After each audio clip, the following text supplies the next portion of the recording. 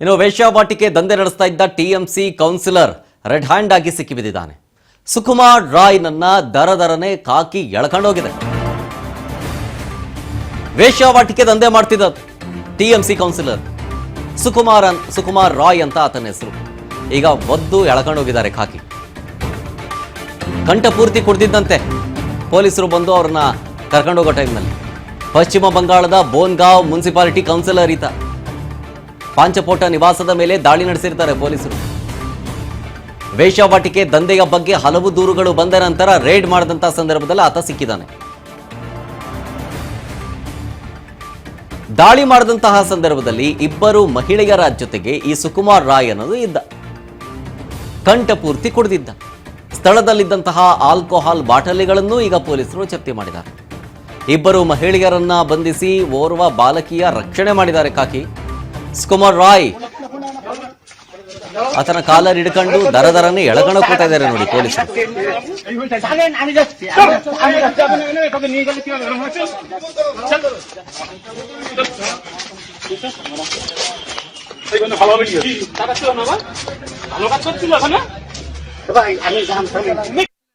আমি তো ছেলের অবস্থায় আছেন আমি তো ছেলের অবস্থায় আছেন তো মুখের থেকে ফেলানো হলো আপনি আমাদের ছেলে থেকে আমি কি অবস্থায় আছেন দেখেন তো কোনো কথা বলতে পারছেন না মুখে তৃণমূলের কাউন্সিলর এটা আরে চল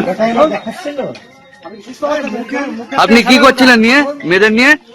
আমি কেন মেয়েদের নিয়ে তাহলে ওখানে কি করছিলেন? আমি মেয়েদের সঙ্গে ছিলাম। ঘর থেকে মদের বোতল উদ্ধার হলো। হ্যালো ভাই আরে আসো আসো আমি নেই তো আরে চলো আমাকে পুলিশ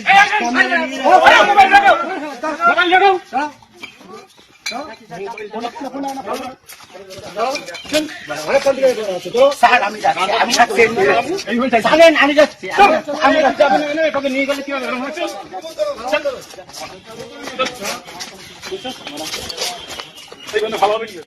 ಕೊಡ್ತಾರೆ ಇದ್ರ ಬಗ್ಗೆ ನಮ್ಮ ನ್ಯೂಸ್ ಡೆಸ್ಕ್ ಇಂದ ಲತಾ ಈಗ ವೇಶ್ಯಾವಾಟಿಕೆ ದಂಧೆ ನಡೆಸ್ತಾ ಇದ್ದದ್ದು ಕನ್ಫರ್ಮ್. ರೆಡ್ ಹ್ಯಾಂಡ್ ಆಗಿ ರೇಡ್ ಮಾಡಿದಂತ ಸಂದರ್ಭದಲ್ಲಿ ಈತ ಸಿಕ್ಕಿ ಬಿದ್ದಿರೋದು. ಜೊತೆಗೆ ಓರ್ವ ಬಾಲಕಿಯೂ ಕೂಡ ಇದ್ಲು ಅನ್ನೋದು ಗೊತ್ತಾಗಿದೆ. ಸೊ ಈಗ ಕಂಪ್ಲೇಂಟ್ ಕೊಟ್ಟ ವಿಚಾರ ಜೊತೆಗೆ ರೇಡ್ ಮಾಡಿದಂತ ಸಂದರ್ಭದಲ್ಲಿ ಏನೇನಾಯ್ತು? ಎಸ್ ಶರತ್, ಏನು ಪಶ್ಚಿಮ ಬಂಗಾಳದಲ್ಲಿ ಟಿಎಂಸಿ ಕೌನ್ಸಿಲರ್ ವೇಶ್ಯಾವಾಟಿಕೆ ದಂಧೆ ನಡೆಸ್ತಿದ್ದ ಅನ್ನೋದು ಕನ್ಫರ್ಮ್ ಆಗಿದೆ. ರೆಡ್ ಹ್ಯಾಂಡ್ ಆಗಿ ಸುಕುಮಾರ್ ರಾಯ್ ಸಿಕ್ಕಿಬಿದ್ದಿದ್ದಾನೆ.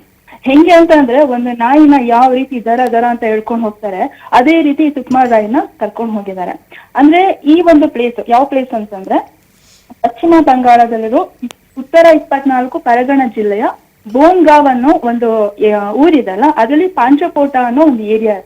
ಆ ಏರಿಯಾದಲ್ಲಿ ಒಂದು ಮನೆ ಇರುತ್ತೆ. ತುಂಬಾ ದಿನಗಳಿಂದ ಇಲ್ಲಿ ಒಂದು ಏನು ಸೆಕ್ಸ್ ರಾಕೆಟ್ ನಡೀತಾ ಇದೆ ಅನ್ನೋ ಒಂದು ಮಾಹಿತಿ ಕೂಡ ಇರುತ್ತೆ. ಈ ಮಾಹಿತಿ ಏನು ಟಿಎಂಸಿ ಅಧಿಕಾರದಲ್ಲಿ ಇರಬೇಕಾದ್ರೂ ಇತ್ತು.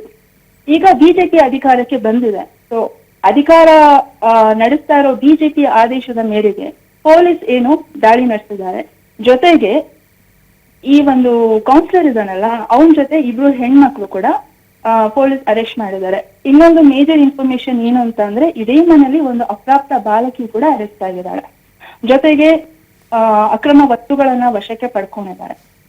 ಶರತ್, ಮತ್ತೊಂದು ಕಡೆ ಲತಾ, ಈಗ ಈತನ ಬೆನ್ನ ಹಿಂದೆ ಯಾರಿದ್ದಾರೆ ಅಂತ ಇನ್ಕ್ಲೂಡಿಂಗ್ ನೀವು ಹೇಳ್ತಾ ಇದ್ರಿ ಟಿಎಂಸಿ ಅಧಿಕಾರದಲ್ಲಿದ್ದಂತಹ ಸಂದರ್ಭದಲ್ಲೂ ನಡೆಸ್ತಾ ಇದ್ದ ಅಂತ.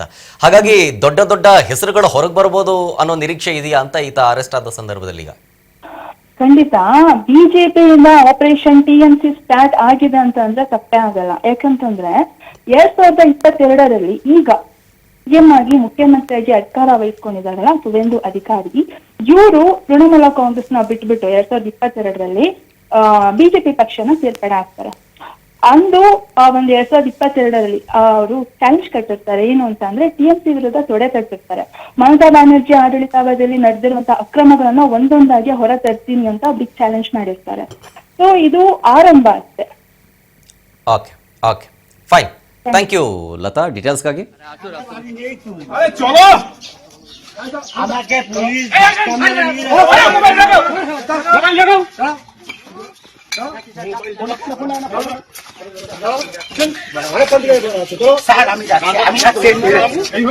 আমি যাচ্ছি নিয়ে গেলে কি হবে